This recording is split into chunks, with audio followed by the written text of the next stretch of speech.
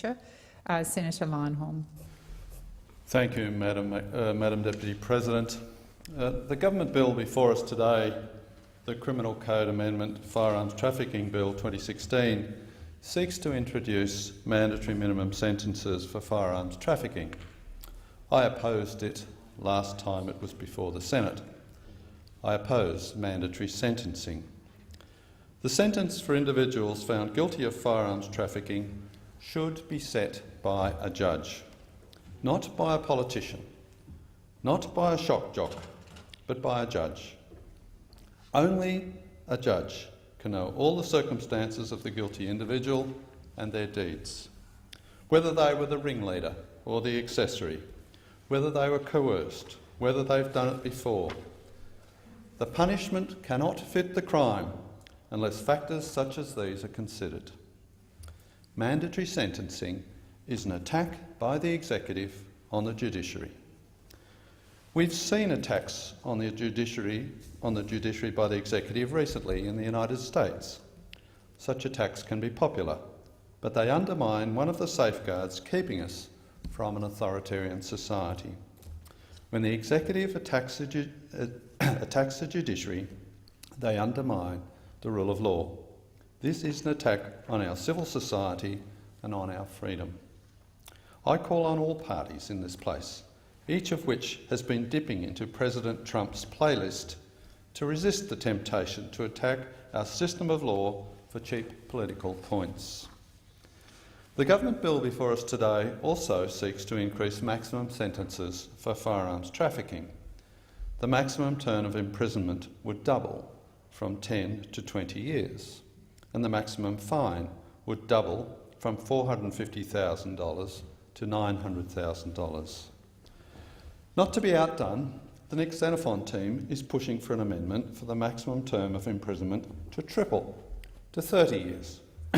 Also not to be outdone, Labor is pushing for an amendment so that the maximum penalty for extensive firearms trafficking is increased to life imprisonment and a fine of $1.35 million. Neither the Liberal National Government nor the Nick Xenophon team nor Labor have pointed out a single case where the current maximum penalties have been applied. In fact, they have failed to point out a single case of a successful conviction for firearms trafficking. And nobody has paused for even a second to consider whether firearms trafficking is a problem and why. Could it possibly be similar to the situation with recreational drugs? Drug trafficking would not be a problem if our national policy was not one of prohibition. Just ask Portugal. Could it be similar to trafficking in illicit cigarettes and tobacco, something that didn't even exist until tobacco taxes were jacked up so high that cheap smuggled cigarettes became attractive? But in fact, nobody has demonstrated why firearms trafficking is a sufficiently serious problem that it justifies this bill. In fact, nobody's talked about how serious it is at all. The suggestion is that it's not at all serious. In fact, it looks to me as if the bill's only purpose is to appear tough on crime, and of course tough on those wicked, evil guns. I don't like to see firearms in criminal hands. They give law-abiding firearm owners a bad reputation. But this bill will do nothing to keep them in safe hands. If you really want to deter firearms trafficking, you've got to make the trafficker think there's a strong chance they will be caught.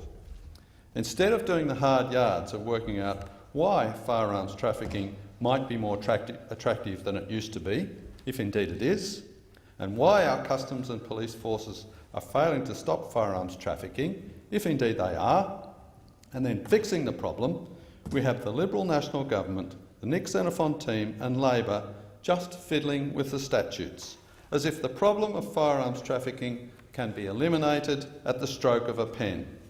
This is lazy and deceitful. The Liberal Democrats reject the idea that you can increase a maximum penalty and a problem goes away.